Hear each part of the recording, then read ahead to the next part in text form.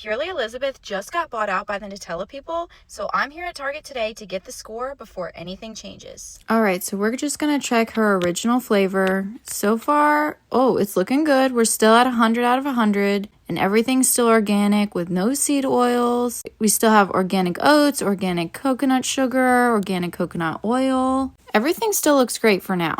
This is literally the exact same thing that happened with Siete, and one day the label is going to change and nobody's going to notice. I'm going to keep scanning this every couple months to make sure that the ingredients do not change and that the quality still stays good on these products. So if you want to too, make sure you download Olive and scan for yourself. And save this so you can compare it later.